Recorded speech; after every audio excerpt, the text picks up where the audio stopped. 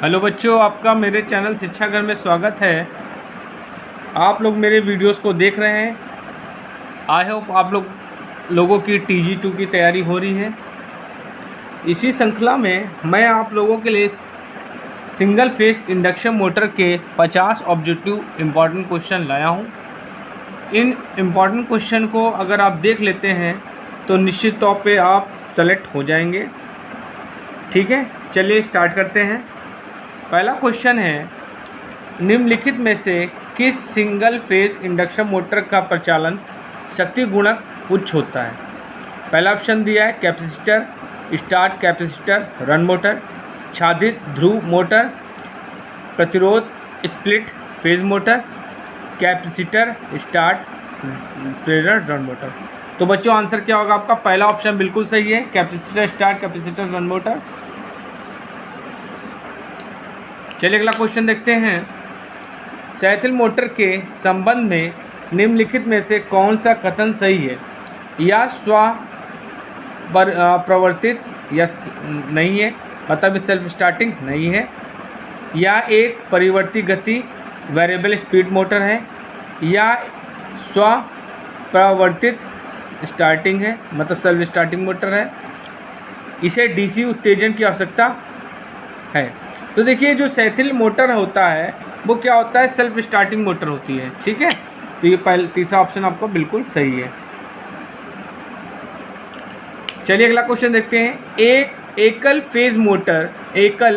Phase प्रेरण motor के लिए प्रतिरोध split phase type starting motor में सहायक वाइंडिंग में निम्न में से क्या होता है?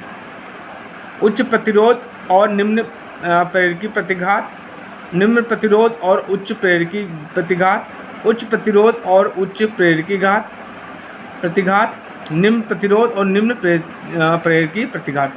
तो बच्चों आंसर पहला आपका बिल्कुल सही है। जो आपकी जो क्या होती है सहायक बाइंडिंग होती है, उसमें क्या होता है? उच्च प्रतिरोध होता है और निम्न प्रेरकी प्रतिघात होता है। चलिए अगला क्वेश्चन देखते हैं।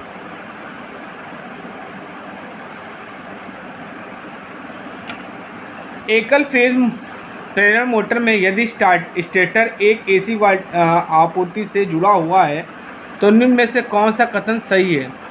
स्टेटर वाइंडिंग में लौ हानियाँ शून्य होती हैं, या स्टेटर फ्लक्स उत्पन्न नहीं कर सकता, या स्वतः घूर्णन क्षेत्र उत्पन्न नहीं कर सकता। स्टेटर वाइंडिंग में लौ हानियाँ शून्य होती है। तो बच्चों आंसर आपका थर्ड सही है, या स्वतः घूर्णन क्षेत्र उत्पन्न नहीं कर सकता। देखिए क्या होता है,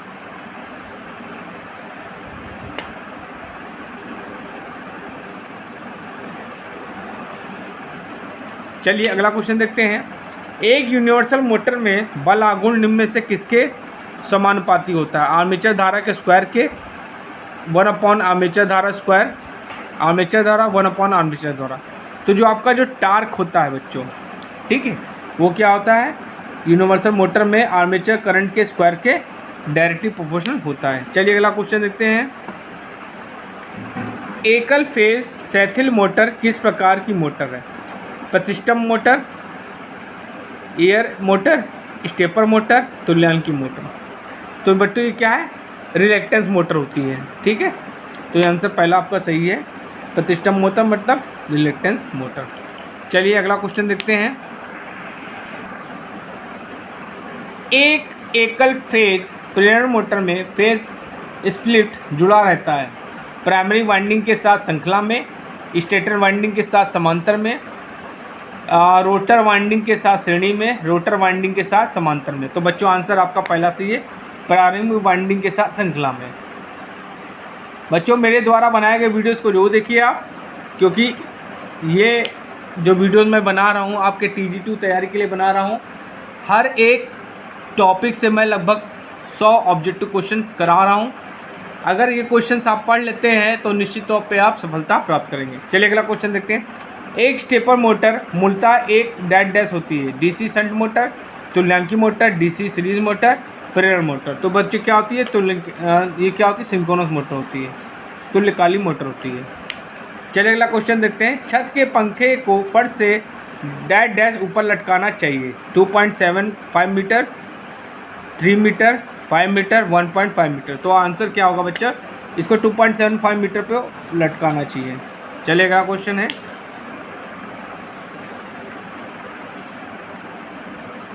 रोटर के डेड डैश पर पहुंचाने पर अब केंद्रीय स्विच स्टार्टिंग वाइंडिंग को वियोजित कर देता है। निर्धारित गति के 75 से 80%, निर्धारित गति के 100%, निर्धारित गति के 50 से 60%, निर्धारित गति के 60 से 70%। तो बच्चों इसमें आंसर आपका पहला सही है, निर्धारित गति के 75% से 80%। चलिए अगला क्वेश्चन देखते हैं। यूनिवर्सल मोटर को डेड डैश के नाम से भी जाना जाता है। AC series motor, AC compound motor, संधारित्र प्रवर्तित मोटर, कैपेसिटर स्टार्ट मोटर जिसे बोलते हैं, शंट मोटर। तो बच्चों इसको एसी सीरीज मोटर भी हम लोग बोलते हैं। यूनिवर्सल मोटर बच्चों वो मोटर होती है जो एसी और डीसी दोनों पे चलती है। ठीक है, चलिए अगला क्वेश्चन देखते हैं। घड़ी और संकेतन उपकरणों में चलाने के लिए इनमें से किस मोटर का उपयोग किया जाता है? स्प्लिट फेज मोटर, सैथिल मोटर, छादित ध्रुव मोटर, प्रतिष्ठम मोटर। तो बच्चों आंसर क्या होगा आपका? अरे यार, तो बच्चों इसमें आंसर क्या होगा आपका? हिस्टोलिसिस मोटर होती है। हिस्टोलिसिस मोटर को हम सैथिल मोटर भी कहते हैं। चलिए अगला क्वेश्चन देखते हैं बच्चों। बच्चों एक क्वेश्चन जो है, अगला क्वेश्चन बहुत इंपॉर्टेंट है। क्या है? एक सिंगल फेज एसी मोटर को स्वच्छ प्रवर्तित बनाने के लिए डेड डैश को मुख्य वाइंडिंग में जोड़ने की आवश्यकता होती है। अवमंदक वाइंडिंग, रनिंग वाइंडिंग, प्रतिकारी वाइंडिंग और सहायक वाइंडिंग। देखिए क्या होता है कि आप सेल्फ स्टार्टेड बनाने के लिए क्या होता है, हमको 2 वाइंडिंग करनी होती। एक आपकी क्या होती है, एक आपकी स्टार्टिंग वाइंडिंग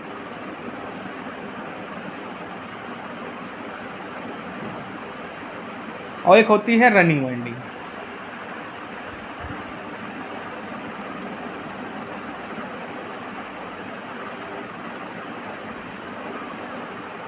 ठीक है, तो अब देखिए हमको मैग्नेटिक फील्ड इसको सेल्फ स्टार्टर बनाने के लिए हमको मैग्नेटिक फील्ड की ज़रूरत होती है। ठीक है, और अगर आप एक वाइंडिंग यूज़ करेंगे तो मैग्नेटिक फील्ड जनरेट नहीं होगा। मैग्नेटिक फील्ड जनरेट करने के लिए कम से कम 2 वाइंडिंग्स हमको चाहिए होती हैं। ठीक है, जिसके लिए हमें क्या करते हैं कि एक ऑक्सिलरी वाइंडिंग बनाते हैं, जिसको हम लोग बोलते हैं, क्या बोलते हैं, सहायक वाइंडिंग बोलते हैं। तो हम लोग क्या करते हैं, एक सहायक वाइंडिंग को करना पड़ता है। ठीक है, चलिए अगला क्वेश्चन है।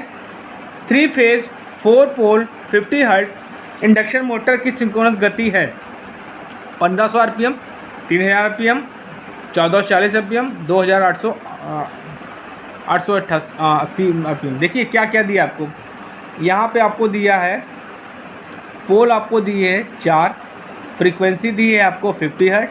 आपसे क्या पूछ रहा है, सिंक्रोनस स्पीड मतलब एनएस पूछ रहा है। तो देखिए एनएस का फॉर्मूला होता है बच्चों, NS is equal to 120 F/P। ये फॉर्मूला बच्चों आपको याद रखना पड़ेगा क्योंकि इस तरह के क्वेश्चंस आते हैं। ठीक है, देखिए आपको क्या दिया है 120, फ्रीक्वेंसी आपको दी है 50 हर्ट्ज, पोल्स आपको दिए 4, 4 तिहाई 12, तो ये आ जाएगा आपका 1500। कितना आएगा, आरपीएम कितनी आई, सिंक्रोनस स्पीड कितनी आई, 1500। तो आपका आंसर क्या है 1500 आरपीएम, आपका बिल्कुल सही आंसर है। चलिए अगला क्वेश्चन देखते हैं। एक छत के पंखे में संधारित्र जुड़ा होता है, सप्लाई के श्रेणी में सप्लाई के समांतर में, स्टार्टिंग वाइंडिंग के श्रेणी में, रनिंग वाइंडिंग के श्रेणी में। तो बच्चों आंसर क्या होगा, स्टार्टिंग वाइंडिंग के श्रेणी में। चलिए अगला क्वेश्चन देखते हैं। एक कैपेसिटर स्टार्ट, कैपेसिटर रन एक कला प्रेरण मोटर मूल रूप से है AC series motor, DC series motor, द्विकला प्रेरण मोटर, 3 कला प्रेरण मोटर। तो बच्चों इसमें आंसर क्या होगा, द्विकला प्रेरण मोटर। चलिए अगला क्वेश्चन देखते हैं, बहुत इंपॉर्टेंट है बच्चों। एकल कला मोटर्स व्यवसाय रूप से निर्मित होती है 1 HP 1 हॉर्स पावर की, 2 हॉर्स पावर की, 5 हॉर्स पावर की और 10 हॉर्स पावर की। तो बच्चों आंसर क्या, 2 हॉर्स पावर की होती है। चलिए अगला क्वेश्चन देखते हैं। घरेलू सीलिंग पंखा डेड डैश का एक उदाहरण है। एकल फेज प्रेरण मोटर, 2 फेज प्रेरण मोटर, डीसी मोटर, ब्रश रहित डीसी मोटर। तो बच्चों आंसर क्या होगा आपका? एकल फेज प्रेरण मोटर। चलिए अगला क्वेश्चन देखते हैं। छत के पंखों की स्वीप का संबंध डैश डैश से है। पंखे के वेग, ब्लेड की लंबाई, 2 गुना ब्लेड की लंबाई, उसके घूर्णन से बने वृत्त के व्यास। तो बच्चों आंसर क्या होगा? उसके घूर्णन से बने वृत्त का व्यास। चलिए अगला क्वेश्चन देखते हैं। स्थायी संधारित मोटर का प्रयोग किसके लिए किया जाता है? छेद करने वाली मशीन, ड्रिल मशीन के लिए, छत वाले पंखे और मेज वाले पंखे के लिए, कपड़े धोने वाली मशीन के लिए, पीसने वाली मशीन ग्राइंडर के लिए। तो बच्चों आंसर क्या होगा? छत वाले पंखे और मेज वाले पंखे के लिए इसका प्रयोग हम लोग करते हैं। चलिए अगला क्वेश्चन देखते हैं। सार्वभौमिक, ये मतलब यूनिवर्सल मोटर की गति का नियंत्रण डैश डैश द्वारा प्राप्त किया जाता है। आरंभिक परिवेष्टन सहित अब केंद्रीय स्विच से संयोजित श्रृंखला, समांतर रूप से संयोजित संधारित, श्रृंखला में संयोजित संधारित। और बच्चों आंसर क्या दिया है? चौथा क्या दिया है? टेप किए गए क्षेत्रीय परिवेष्टनों द्वारा क्षेत्र सतत परिवर्तन, फ्लक्स के बढ़ाव और घटाव से। तो बच्चों आंसर यही आपका चौथा सही है। चलिए अगला क्वेश्चन देखते हैं। स्टेपर मोटर ज़्यादातर के लिए प्रयोग किया जाता है। प्रचालन की बहुत तेज गति, उच्च गति की आवश्यकताएं, प्रचालन की बहुत धीमी गति, कंट्रोल सिस्टम के अनुप्रयोग। तो बच्चों आंसर आपका चौथा सही है। जो स्टेपर मोटर होती है बच्चों, वो क्या होती है? स्टेप में कार्य करती है। ठीक है, इसका प्रयोग क्या करते हैं हम लोग? कंट्रोल सिस्टम में यूज़ करते हैं। इसका प्रयोग हम लोग कंट्रोल सिस्टम में यूज़ करते हैं। चलिए अगला क्वेश्चन देखते हैं। छादित ध्रुव मोटर में छादित कुंडली का उद्देश्य क्या है? घूर्णी चुंबकीय क्षेत्र को उत्पन्न करना, घर्षण हानियाँ घटाना, विषम दिग परिवर्तन कम करना, आर्मेचर प्रतिक्रिया घटाना। तो बच्चों आंसर क्या होगा? घूर्णी चुंबकीय क्षेत्र को उत्पन्न करना। चलिए अगला क्वेश्चन देखते हैं। स्थायी विभक्त एकल कला संधारित मोटर नहीं होता। अब केंद्रीय स्विच, प्रवर्तन winding, squirrel Pinjari motor, rotor और उच्च शक्ति गुणक। तो बच्चों आंसर क्या होगा? अब केंद्रीय स्विच। चलिए अगला क्वेश्चन देखते हैं बच्चों। एकल कला मोटर की एक विशेषता है कि यह स्वतः प्रवृत्ति होती है, स्वतः प्रवृत्ति नहीं होती, सिर्फ एक कुंडलन आवश्यक है, सिर्फ एक दिशा में घूर्णन नहीं कर सकते। तो बच्चों आंसर क्या होगा? स्वतः प्रवर्तनी नहीं होती। चलिए अगला क्वेश्चन, बहुत इंपॉर्टेंट क्वेश्चन है बच्चों, ये पूछा गया है। खिलौनों में निम्नलिखित में से कौन सा मोटर प्रयोग किया जाता है? Shaded pole motor, capacitor start motor, capacitor star, capacitor run motor, split phase motor. बच्चों आंसर क्या होगा? सैडल पोल मोटर का प्रयोग हम लोग खिलौनों में करते हैं। चलिए अगला क्वेश्चन देखते हैं। स्प्लिट फेज इंडक्शन मोटर के स्टेटर में 2 समांतर वाइंडिंग प्रदान की जाती है जो एक दूसरे से कितनी कोणीय दूरी पर स्थित होती है? स्पेस से 90 इलेक्ट्रिकल डिग्रीज, स्पेस में 60 डिग्री इलेक्ट्रिकल डिग्रीज, स्पेस में 180 इलेक्ट्रिकल डिग्रीज, स्पेस में 120 इलेक्ट्रिकल डिग्रीज। तो बच्चों क्या आंसर होगा? 90 डिग्रीज। चलिए अगला क्वेश्चन देखते हैं। किसी एकल फेज मोटर की चक्रण दिशा को डैश डैश के द्वारा बदला जा सकता है। चल या प्रारंभिक वाइंडिंग के टर्मिनल को बदलाव, फेज के क्रम को पलटकर, संधारित टर्मिनलों को परस्पर बदलाव, फेज और न्यूट्रल के परस्पर परिवर्तन। तो बच्चों आंसर पहला आपका सही है, चल या प्रारंभिक वाइंडिंग टर्मिनल्स के में बदलाव। चलिए अगला क्वेश्चन देखते हैं। किसी single phase capacitor start motor में अब केंद्रीय स्विच डैश डैश में जोड़ा जाता है। रनिंग वाइंडिंग के साथ सीरीज, स्टार्टिंग वाइंडिंग के साथ समांतर, रनिंग वाइंडिंग के साथ समांतर, स्टार्टिंग वाइंडिंग के साथ सीरीज। तो बच्चों इसमें आंसर क्या होगा? इसमें आंसर होगा स्टार्टिंग वाइंडिंग के साथ सीरीज। चलिए अगला क्वेश्चन देखते हैं। एसी और डीसी आपूर्तियों दोनों पर कौन सा मोटर कार्य कर सकता है? Compound motor, hysteresis motor, shaded pole motor, universal motor. तो बच्चों आपकी यूनिवर्सल जो मोटर होती है, यूनिवर्सल मोटर क्या होती है? एसी डीसी दोनों पे काम करती है। एसी डीसी दोनों पे कम करती है। तो बच्चों आंसर क्या होगा? Universal motor. चलिए अगला क्वेश्चन देखते हैं। स्टेपर मोटर एक डैश डैश होता है, single phase AC motor, 3 phase motor, 2 phase motor, DC motor. तो बच्चों आंसर क्या होगा? Single phase AC motor. एकल फेज वाली कैपेसिटर स्टार्ट मोटर का संधारित्र स्विच डैश डैश में जुड़ा होता है, 360 डिग्री, 90 डिग्री, 60 डिग्री, 120 डिग्री। तो बच्चों इसमें आंसर क्या होगा? 90 डिग्री। चलिए अगला क्वेश्चन देखते हैं। एकल फेज वाली कैपेसिटर स्टार्ट मोटर का संधारित्र स्विच डैश डैश में जुड़ा हुआ होता है, स्टार्टिंग वाइंडिंग के समांतर में, रनिंग वाइंडिंग के श्रृंखला में, स्टार्टिंग वाइंडिंग के श्रृंखला में, रनिंग वाइंडिंग के समांतर में। तो बच्चों क्या होगा? स्टार्टिंग वाइंडिंग के श्रृंखला में जुड़ा होता है। चलिए अगला क्वेश्चन देखते हैं। बहुत इंपॉर्टेंट क्वेश्चन बच्चों पूछा गया है। उद्योगों में सुरक्षा के उद्देश्य से single phase induction motor dash dash द्वारा संचालित होती है, सिंगल फेज डोल स्टार्टर से, पॉइंट स्टार्टर से, बिना स्टार्टर के, स्टार्ट डेटा स्टार्टर। तो बच्चों आंसर क्या होगा? डोल स्टार्टर से, डायरेक्ट ऑनलाइन स्टार्टर से हम लोग इसका प्रयोग करते हैं स्टार्ट करने में। चलिए अगला क्वेश्चन देते हैं। डैश डैश मोटर का प्रयोग मिक्सर ग्राइंडर में प्रयोग किया था। बच्चों ये भी बहुत इंपॉर्टेंट क्वेश्चन ये पूछा गया है। पहला ऑप्शन दिया शंट, कैपेसिटर, शैडेड पोल और यूनिवर्सल। तो यूनिवर्सल मोटर का प्रयोग हम लोग क्या होता है? मिक्सर ग्राइंडर में प्रयोग करते हैं। और खिलौनों में शैडेड पोल मोटर का प्रयोग करते हैं, शैडेड पोल।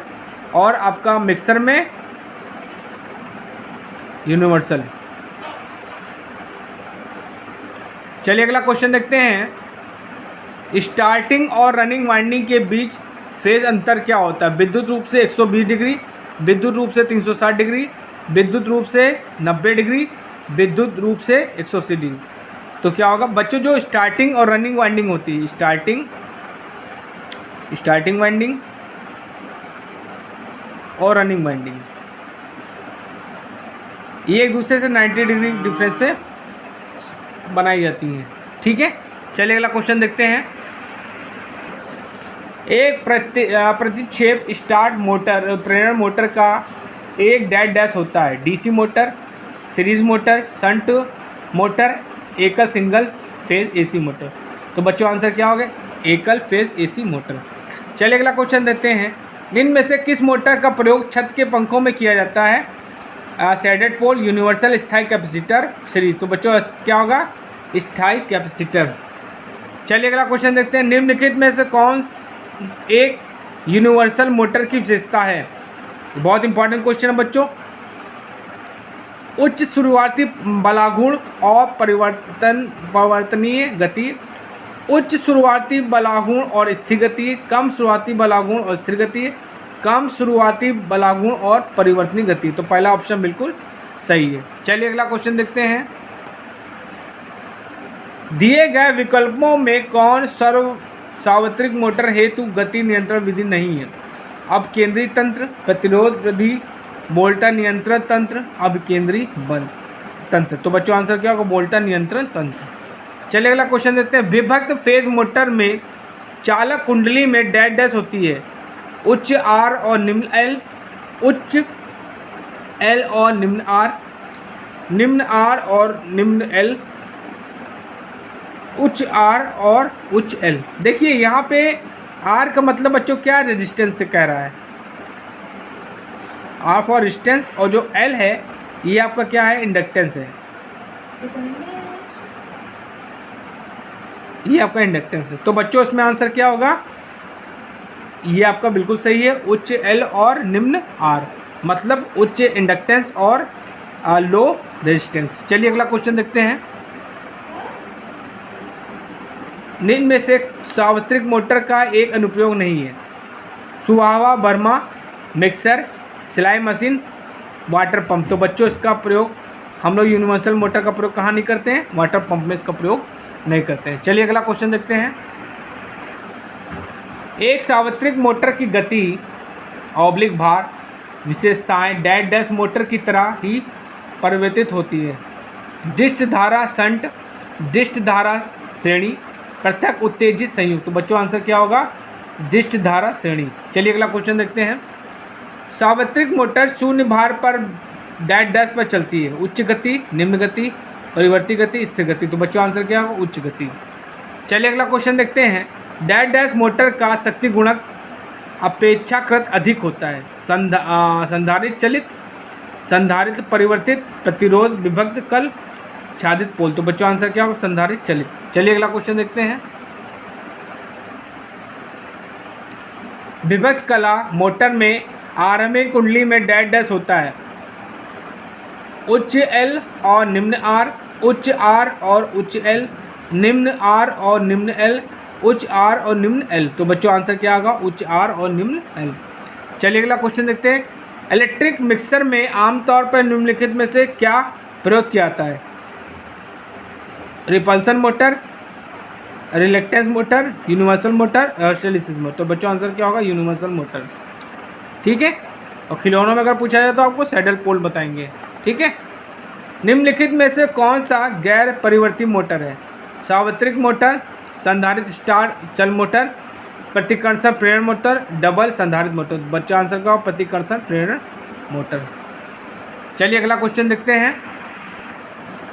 संकेतन और काल मापन यंत्र के लिए डैश डैश मोटर उपयोगी है?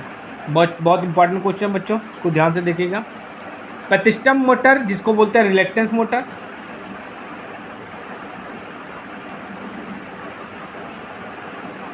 इसको बोलते हैं सैडेड पोल मोटर,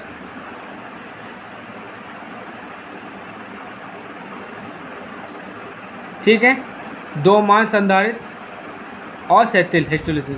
तो बच्चों इसका आंसर क्या होगा आपका? Reluctance motor. Shaded pole motor का प्रयोग हम लोग क्या करते हैं? खिलौनों में करते हैं। और जो आपकी यूनिवर्सल मोटर होती है, यूनिवर्सल मोटर उसको मिक्सर में यूज़ करते हैं। किसमें? मिक्सर में। चलिए लास्ट क्वेश्चन देखते हैं बच्चों मेरे वीडियोस को आप देखिए, लाइक करिए, शेयर करिए और मेरे चैनल को सब्सक्राइब जरूर करिए। मैं आप लोगों की TG2 की तैयारी करा रहा हूँ। अगर इन क्वेश्चंस को आप देखते हैं तो आप निश्चित तौर पर सफलता प्राप्त करेंगे। चलिए अगला क्वेश्चन देखते हैं। सार्वत्रिक मोटर के पटलित क्षेत्र में स्टेटर और रोटर के निर्माण के लिए कौन सी कोर प्रयुक्त की जाती है? धातु कोर, पटलित धातु कोर, लौह कोर, पटलित लौह कोर। तो बच्चों आंसर क्या होगा? पटलित लौह कोर। ठीक है।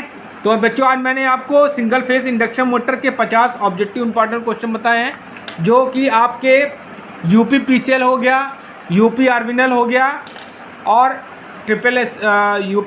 SSC, DMRC, इन सब में क्वेश्चंस आए हुए हैं। इन क्वेश्चंस को आप देखिए, समझिए और पढ़िए और प्लीज़ मेरे चैनल को लाइक शेयर एंड सब्सक्राइब जरूर करिए, जिससे मैं आप लोगों के लिए ऐसे वीडियोस बनाता रहूं और जिससे आपके सब्सक्रिप्शन से और शेयर से हमें ताकत मिलेगी। ठीक है। Thank you. चलिए बच्चों अब हम लोग सिंगल फेस इंडक्शन मोटर के MCQs डिस्कस करते हैं। ये आपके CBT एग्ज़ाम और टेक्निकल एग्ज़ाम दोनों के लिए इम्पॉर्टेंट है। ठीक है। चलिए पहले स्टार्ट करते हैं। क्वेश्चन कह रहा है एक सिंगल फेस इंडक्शन मोटर की स्टेटर वाइंडिंग यह भी कहलाती है। ठीक है। जो आपका सिंगल फेस इंडक्शन मोटर है उसमें जो आपकी स्टेटर वाइंडिंग होगी, स्टेटर होता है, रोटर होता है। तो स्टेटर की जो वाइंडिंग होगी वो क्या कहलाती है? मेन वाइंडिंग कहलाती है, ऑक्सिलरी वाइंडिंग कहलाती है, स्टार्टिंग वाइंडिंग कहलाती है और रोटर वाइंडिंग कहलाती है। ठीक है। तो देखिए पहले आपको इसको मैं फिगर से आपको समझाना चाहता हूँ। ठीक है। देखिए समझिए, ये आपकी क्या होगी? ये आपकी ये मेन वाइंडिंग होगी और ये आपकी क्या होगी? और ये आपका रोटर होगा। ठीक है। ये आपकी क्या होती है? मोटे तारों की बनी होती है। किसके? मोटे तारों की बनी होती है। क्लियर है।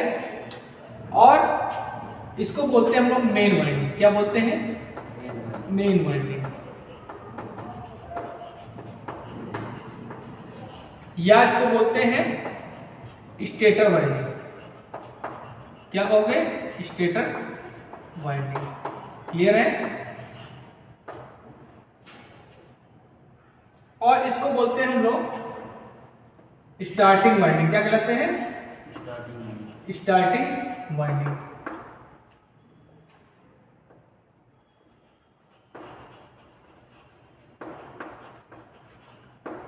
या ऑक्सिलरी वाइंडिंग क्या कहते हैं? Auxiliary winding.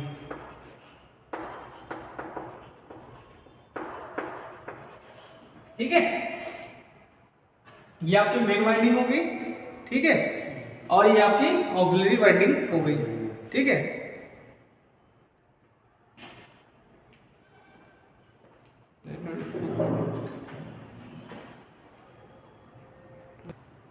ये आपकी क्या हो गई? मेन वाइंडिंग हो गई। इसको हम लोग क्या कहेंगे? स्टेटर वाइंडिंग भी कहेंगे। ये क्या होगी? मोटे तारों की बनी होगी। और इसको हम लोग क्या कह सकते हैं? रनिंग वाइंडिंग भी कह सकते हैं। क्या कह सकते हैं? Running winding.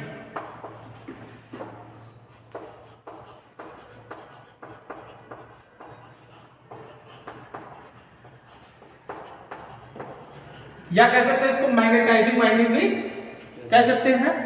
और ये आपकी स्टेटर वाइंडिंग हो गई और ऑक्सिलरी वाइंडिंग हो गई, ठीक है। ये दूसरे से क्या होता है? एक दूसरे से 90 डिग्री पे स्थापित किया जाता है, ठीक। और इन्हीं के रिएक्शन से आपका रोटेटिंग मैग्नेटिक फील्ड बनता है, ठीक, जो क्या जाके कहाँ होता है? रोटर पे आता है, जिससे रोटर आपका घूमता है, ठीक।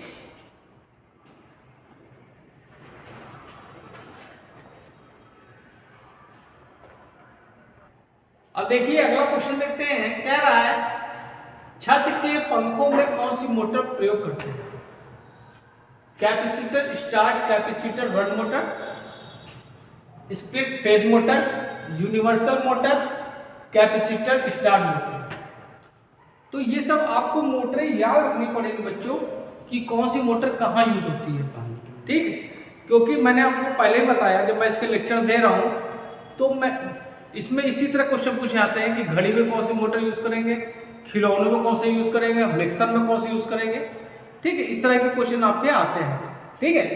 तो इसमें फिलहाल पूछा है छत के पंखों में कौन सी मोटर प्रयोग करते हैं। तो इसमें हम लोग बेटा क्या करते हैं? Capacitor start capacitor run motor का प्रयोग करते हैं, ठीक है। चलिए अगला क्वेश्चन देखते हैं। कह रहा है निम्न में से कौन सी मोटर निर्वात क्लीनर में प्रयोग करते हैं, ठीक है। तो क्लीनर होता है उसमें कौन सी मोटर हम लोग यूज करेंगे? Shaded pole motor, reluctance motor, universal motor, repulsion motor. तो देखिए सैडेड पोल मोटर होती है वो तो खिलौनों में यूज होती है, किसमें यूज करेंगे हम लोग? खिलौनों में, ठीक है। और जो आपकी यूनिवर्सल मोटर होती है बेटा, ये एक प्रकार की स्पेशल मोटर है जो आपका कैरेक्टरिस्टिक किसका रखता है? डीसी सीरीज मोटर का, ठीक है। जो आपकी यूनिवर्सल मोटर है ये क्या है? एक प्रकार की मोटर है जो क्या करती है? डीसी सीरीज मोटर का गुण रखती है। ये क्या होती है? आपकी एसी और डीसी दोनों पे काम करती है। एसी और डीसी पे काम करती है। और इसका जो स्टार्टिंग टार्क होता है वो हाई होता है, 3 गुना होता है। स्टार्टिंग टार्क जो होता है क्या होता है? हाई होता है। स्टार्टिंग टार्क मोर स्टार्टिंग टार्क, ठीक। तो इसमें आंसर क्या होगा आपका? Universal motor.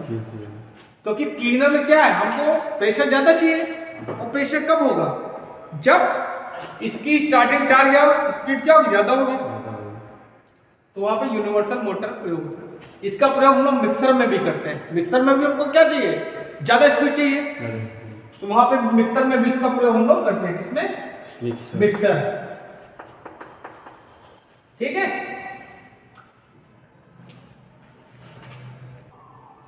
अब देखिए अगला क्वेश्चन है। एक सिंगल फेज मोटर प्रचालित होता है, ठीक है, लो पावर फैक्टर पे, हाई पावर फैक्टर पे, यूनिटी पावर फैक्टर पे, नन।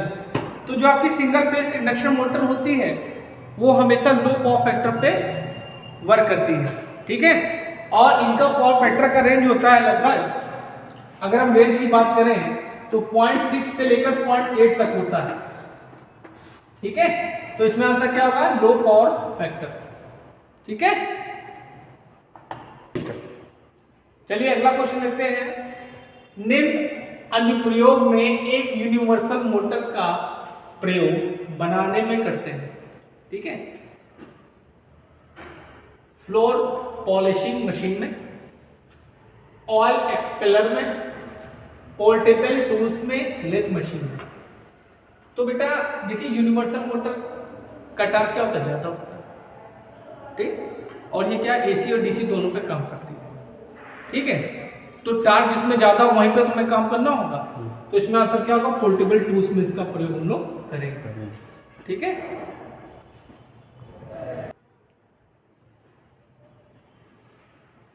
किस मोटर का प्रयोग विद्युत रेजर में किया जाता है?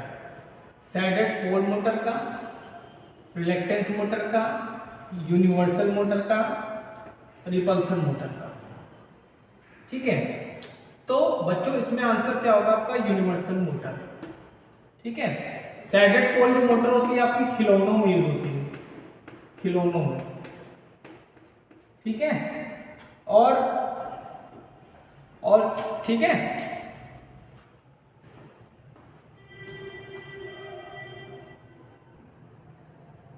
चलिए डीसी मशीन के कुछ इंपॉर्टेंट क्वेश्चन देख लेते हैं। क्वेश्चन है पहला, डीसी मशीन का योग बना होता है। ठीक है, देखिए पहले योग होता क्या है। योग को हम लोग क्या बोलते हैं, फ्रेम भी बोलते हैं। क्या बोलते हैं, फ्रेम बोलते हैं। ठीक है, योग को हम लोग फ्रेम बोलते हैं, और ये बना होता है आपका बड़ी मशीन के लिए। अगर बड़ी मशीन आपकी तो बनेगा कॉस्ट स्टील का, और अगर छोटी मशीन होगी तो बनेगा कॉस्ट आयरन का।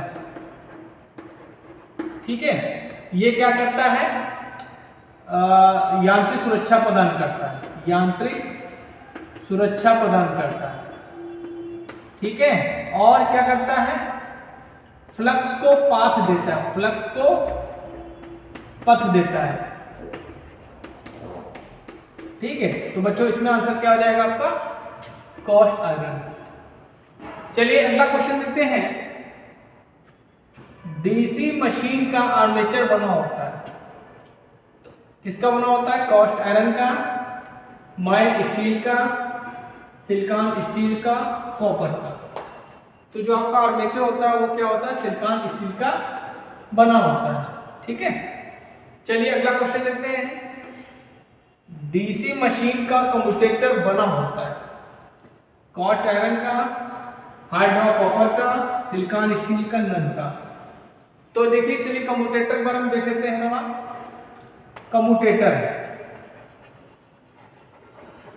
कम्यूटेटर को बोलते हैं मैकेनिकल रेक्टिफायर। इसका नाम दूसरा क्या है, बोलते हैं मैकेनिकल रेक्टिफायर। ठीक है, ये किसका बना होता है, हाइड्रो कॉपर का बना होता है। ठीक है, अब देखिए अगर डीसी जनरेटर होगा तो ये क्या करेगा, एसी को डीसी में कन्वर्ट करेगा। अगर आपका डीसी मोटर होगा तो ये क्या करेगा, डीसी को एसी में कन्वर्ट करेगा। तो बच्चों आज के लिए मैंने आपको 9 इंपॉर्टेंट क्वेश्चन बताए हैं, जिससे लगभग आपके 50 ऑब्जेक्टिव क्वेश्चंस और बन सकते हैं। इस वीडियो को जरूर देखिएगा, कोशिश करिएगा इनको अपने नोट्स में लिख लीजिएगा, क्योंकि ये आपके सीपीटी एग्ज़ाम और यूपीपीसीएल और अन्य टेक्निकल एग्ज़ाम के लिए इम्पॉर्टेंट है।